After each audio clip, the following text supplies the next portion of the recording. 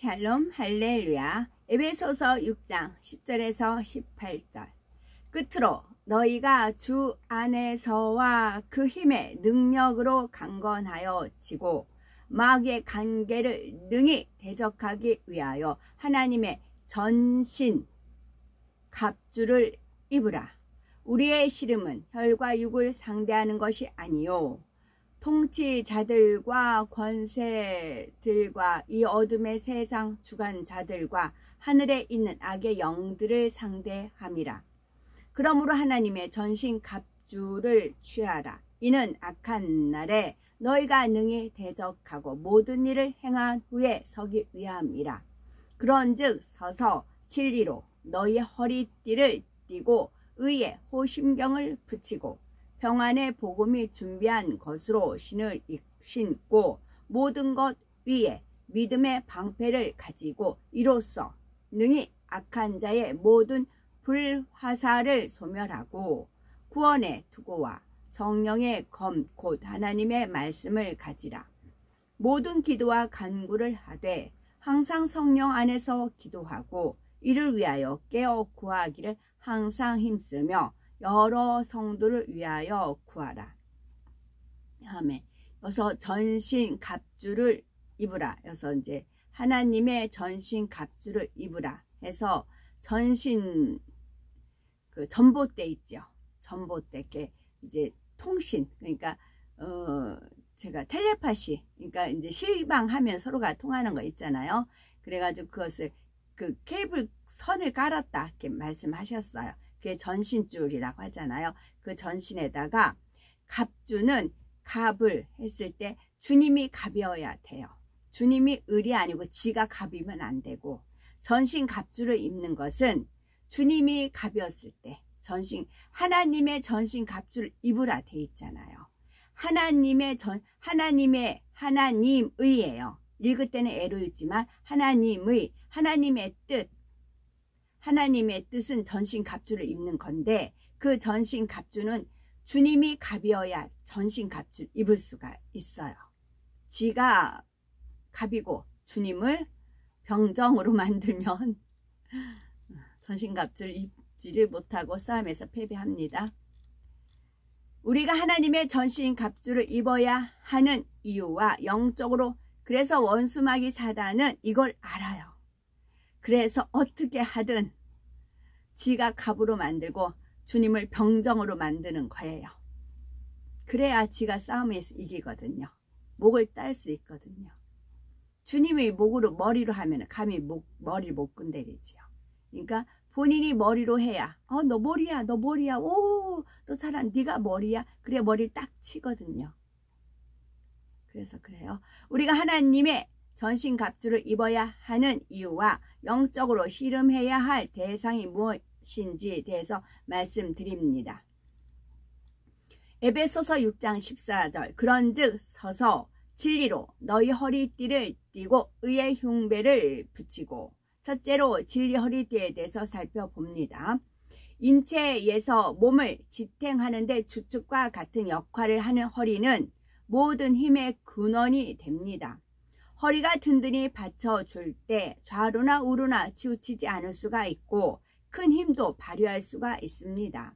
그러므로 우리가 하나님의 전신 갑주를 입기 위해서도 가장 먼저 진리의 허리띠를 띠라고 하십니다. 허리에 띠를 두르면 허리를 든든히 받쳐주고 붙잡아 줌으로 모든 행동이나 힘을 쓸 때 안정감을 느낄 수가 있습니다. 역도 선수들이 이제 전신 갑주에서 주님이 말씀이시잖아요. 하나님이 말씀이시고 말씀이 하나님이시잖아요. 하나님 말씀에 하나님 말씀이 머리가 되고 내가 하나님 말씀에 붙여져 가야지 자기 이득에 자기 위신에 자기 체면에 자기 명예에 자기 이름 석자에 하나님 말씀을 이용해 처먹으면 안 된다는 말씀입니다. 허리에 띠를 두르고 허리를 든든히 받쳐주고 붙잡아 줌으로 모든 행동이나 힘을 쓸 때 안정감을 느낄 수가 있습니다. 역도 선수들이 큰 힘을 발휘하기 위해서 허리에 두꺼운 허리띠를 착용하는 것을 보게 되지요.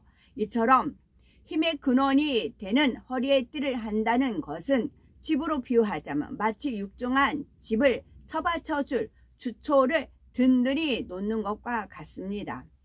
예수님께서 내가 곧 길이요 진리요 생명이니 나로 말미암지 않고는 아버지께로 올 자가 없느니라 말씀하신 대로 오직 진리는 예수 그리스도로 말미암습니다. 따라서 진리로 허리띠를 띠는 것은 예수 그리스도 위에 굳건히 서라는 말씀입니다. 곧 예수 그리스도를 상징하는 반석 위에 굳게 서라는 뜻과 같지요. 든든한 반석 위에 집을 세운다면 어떤 풍파에도 흔들림이 없고 염려할 것이 없는 것과 같지요. 그렇다면 우리가 어떻게 하는 것이 진리로 허리띠를 띠임으로써 반석 위에 굳게 서는 것일까요? 그것은 하나님 말씀 위에 서는 것입니다. 말씀 위에 굳게 서 있으면 어떤 시험과 어떠한 환난, 어떠한 미혹이 온다 해도 결코 흔들리지 않고 물리쳐 승리할 수가 있습니다. 하나님 말씀 안에는 모든 해답이 들어있으므로 말씀 위에 굳게 서서 말씀으로 비춰보면은 넘어지거나 실족하지 않을 수가 있습니다. 구체적으로 몇 가지 예를 들어봅니다. 어려움이나 연단이 올 때 말씀 안에서 서 있는 사람은 진리로 답을 얻습니다. 연단이 오는 이후에 자신을 대입하여 문제를 해결할 수가 있지요. 먼저 죄로 인해서 원수마귀 사단이 가져다 주는 연단 시험 환난이 있습니다. 자신이 이에 해당한다면 죄를 깨달아 철저히 통에 자복해야 합니다. 하나님 앞에 잘못했습니다. 엎드려서 기도하는데 원수마귀 사단이 송사할 수가 없어요. 본인이 잘못했다는데, 본인이 내가 잘못했습니다. 기도하는데 그 누가 거기에 시시비를 걸게 했어요. 본인이 잘못했다고 하는데, 근데 본인이 잘못하지 않다고 우기고 버티고 튕겨대니까 원수마귀 사단이 깔짝깔짝 갖고 노는 거라고요. 그래서 철저히 통에 자복해야 합니다. 이처럼 회개를 했어도 죄에 대한 보응으로 연단이 오기는 하는데 이는 죄의 흔적까지도 씻겨주시기 위한 것입니다. 다윗 왕이 밧세바를 취하고 의로운 백성 우리아를 죽인 후 나단 선지자를 통해 지적을 받고 철저히 회개했으나 시간이 지나온 후 죄에 대한 보응으로 큰 연단을 받게 되었지요. 다윗은 기쁨과 감사로 그 연단을 달게 받아 근본의 죄성까지도 벗어버릴 수가 있었습니다. 또한 큰 그릇을 만드시기 위해 부족한 것을 발견하여 변화시키고자 주어지는 연단도 있습니다. 이때에도 자신의 부족한 것을 인정하고 고치면 연단이 복으로 바뀔 수가 있습니다. 다음으로 하나님께서 큰 축복을 주시며 권능을 주시기 위해 더 크게 영광 받으시기 위해 시험을 주시는 경우가 있습니다. 아브라함에게 독자 이삭을 바치는 시험을 하실 때도 그러했지요. 아브라함이 온전한 순종으로 행할 것을 아셨지만 원수마귀 사단에게 증거로 보이기 위해 또한 행함으로 모든 것이 온전하게 되기 때문에 시험을 허락하셨습니다. 결국 시험을 통과함으로 하나님께서 기뻐하시고 더 축복을 주시는 것을 볼 수가 있지요. 다른 예를 들면 누군가가 전하는 말이 다른 사람을 험담하고 비방하는 말일 때 진리의 허리띠를 띈 사람은 그 말에 귀를 기울여 감정이 상하고 같이 변론하고 비방하는 것이 아니라 하나님의 말씀, 진리가 떠오르게 됩니다. 마태복음 7장 1절에서 5절에 비판을 받지 아니하려거든 비판하지 말라. 너희의 비판하는 그 비판으로 너희가 비판을 받을 것이요 너희의 헤아리는 그 헤아림으로 너희가 헤아림을 받을 것이라. 먼저 네 눈 속에서 들보를 빼어라. 그 후에야 밝히 보고 형제의 눈 속에서 티를 빼리라 하신 하나님의 말씀이 떠올라 누구도 판단하고 정죄하지 않을 수가 있지요. 예수님은 40일 금식을 마치신 후 마귀에게 3차례 시험을 받으실 때 하나님의 말씀을 물리치셨습니다. 어떤 유혹이나 시험에도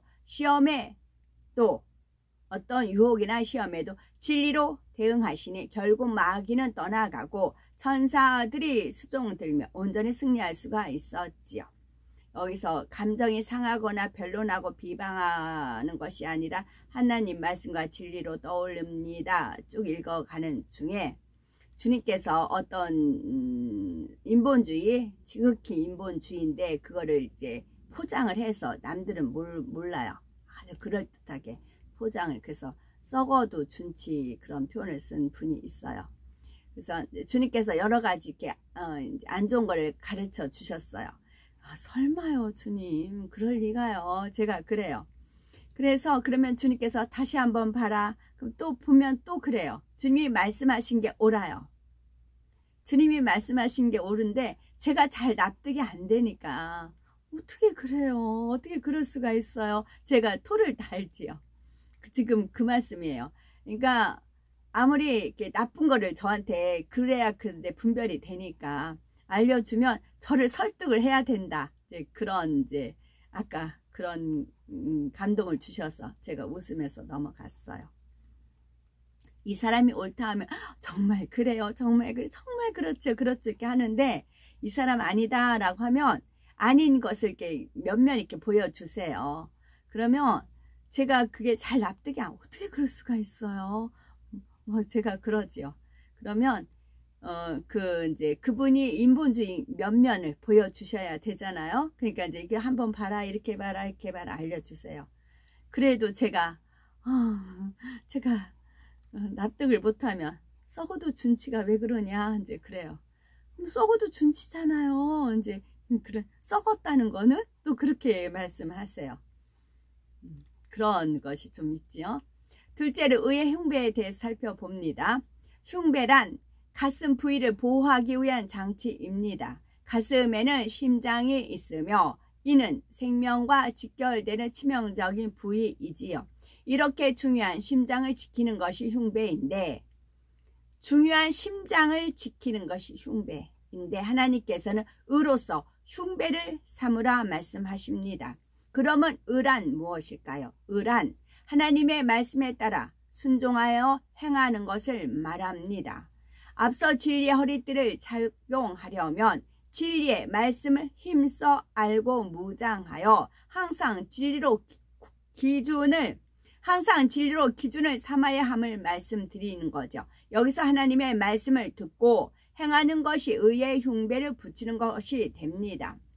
로마서 10장 10절에 사람이 마음으로 믿어 의에 이르고 입으로 시인하여 구원에 이르느니라 말씀하신 대로 마음에 믿을 때 의에 이를 수가 있습니다.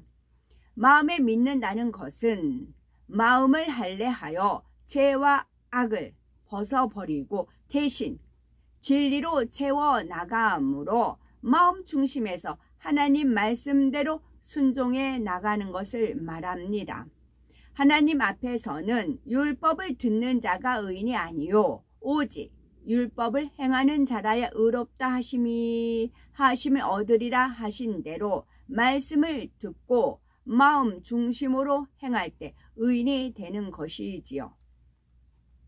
이것이 마음에서 믿어 의에 이르는 영적인 신앙인 것이며 그럴 때 영적인 믿음이 주어져 우리의 기도가 신속히 응답을 받습니다. 의인이 되면 응답도 신속히 받고 하나님이 동행해 주시니 지킴받아 원수마귀 사단이 만지지도 못하고 틈타지도 못합니다. 그러나 어떤 문제 앞에 간절히 기도해도 응답되지 않는다면 진리를 행치 않아 영적인 믿음이 주어지지 않기 때문입니다. 행함이 없는 믿음이 죽은 것 같이 하나님의 말씀을 지켜 행하고 순종하는 의가 없이는 원수마귀 사단으로부터 자신을 지킬 수도 어두움을 물리칠 수도 없으니 문제도 해결할 수가 없습니다. 그러므로 의의 흉배를 붙이라는 말씀은 하나님의 말씀대로 순종하여 행함으로 마음의 의를 이루라는 것입니다. 이렇게 의의 흉배를 붙이면 나 보기에 의가 아니라 하나님 보시기에 의를 이루게 됩니다. 예를 들어 나 보기에 의는 상대가 악으로 나올 때 지적해 줍니다. 그러다가 자칫 다툼이 일어나고 화평이 깨지기도 하는데 이때에도 본인이 옳다고 생각하지요. 그러나 하나님 보시기에 의는 상대의 허물을 알아도 기다려주고 사랑으로 기도해주며 좋은 때에 권면함으로 상대를 변화시킬 수 있으며 화평을 깨트리지 않습니다. 따라서 자신의 의와 하나님의 의가 다름을 알아서 오직 선과 사랑, 진리로 행해야 합니다. 다시 이 부분 읽을게요. 자신의 의와 하나님의 의가 다름을 알아서 오직 선과 사랑과 진리로 행해야 합니다. 의의 흉배는 잠언 4장 23절에 무릇 지킬 만한 것보다 더욱 네 마음을 지키라. 생명의 근원이 이에서 남이라는 말씀과 짝을 이루지요. 흉배는 가슴을 보호하기 위해 하는 것인데 온몸의 생명과 일체인 피를 공급해 주는 것이 심장이고 그 심장은 가슴에 있지요. 가슴은 그 마음을 나타냅니다. 따라서 흉배로서 가슴을 지킨다는 것은 영적으로 생명의 근원이 되는 마음을 지키는 것과 같지요. 그러면 생명의 근원이 마음에서 나는 이유와 마음을 지킨다는 의미는 무엇일까요? 마음 안에는 영에 속한 진리의 마음과 어둠의 세력이 주관하는 비진리의 마음이 있습니다. 영에 속한 진리의 마음을 쫓아 행하는 사람은 영원한 생명에 이를 수가 있지요. 그러나 어둠의 세력에게 비진리의 마음을 주관하도록 계속 내주면 죄 가운데 빠져 결국 사망으로 갈 수밖에 없지요. 우리의 마음에서 영의 마음을 선택해서 영을 키워가느냐, 비진리의 마음을 주관하는 사단을 쫓아 죄악을 선택하느냐에 따라서 생명과 사망이 결정됩니다. 따라서 생명의 근원이 되는 마음이란 영의 마음, 곧 진리에 속한 마음을 가리키는 것이지요. 그리고 마음을 지킨다는 것은 비진리의 마음을 신속히 벗어내고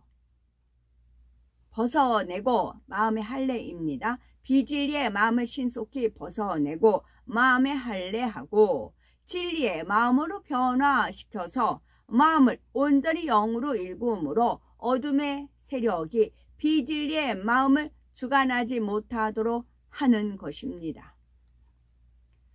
에베소서 6장 15절 평안의 복음에 예비한 것으로 신을 신고 출애굽기 3장 5절에 하나님이 가라사대 이리로 가까이 하지 마라. 너의 선 곳은 거룩한 땅이니 네 발에서 신을 벗으라 말씀하셨지요.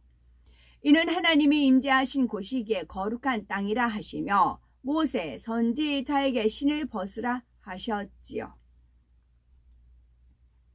영적으로는 사람의 몸에서 가장 더러운 곳이 하나님께서 싫어하시는 악이 담겨있는 마음이지만 육적으로 볼 때는 가장 더럽고 냄새 나는 곳이 발이요. 발을 보호하기 위해서 신을 신고 있는 신발입니다. 그래서 하나님께서는 네 발에서 신을 벗으라 말씀하시며 더럽고 냄새 나는 것을 벗고 깨끗하고 거룩해야 함을 말씀해 주시는 것입니다. 즉 마음의 할례를 하여 죄를 벗어버리고 악이 없는 깨끗한 마음으로 진리 안에 거해야 하나님을 만날 수 있다는 뜻이지요. 이렇게 진리의 말씀 안에 거해야 성령의 밝은 음성과 주관, 인도도 받아 나갈 수가 있습니다. 15절에 나오는 평안의 복음에 예비한 것으로 신을 신으라는 말씀을 설명하면서 먼저 네 발에서 신을 벗으라는 말씀을 드렸지요. 이는 우리가 세상에 있을 때 신었던 죄와 악의 더러운 신을 벗어버려야 비로소 평안의 복음에 예비한 것으로 신을 신을 수가 있기 때문입니다. 우리가 벗어버려야 할 죄와 악의 더러운 신에 대해서 말씀이 나갑니다. 신앙생활을 오래 했어도 진리 안에 굳게 서지 못하고 마음에 할례를 하지 않아서 마음의 의를 이루지 못했다면 어둠의 세력들을 대적하여 이기지 못합니다. 어둠의 세력들은 조금이라도 틈을 주면 우는 사자와 같이 달려들지요. 그러므로 열심히 하나님의 전신 갑주를 취하여 네 대적들이 일어나 너를 치려하면 여호와께서 그들을 네 앞에서 패하게 하시리니 그들이 한 길로 너를 치러 들어왔으나 네 앞에서 7길로 도망하리라 라는 축복의 말씀이 우리에게 임하게 되는 것입니다. 아멘.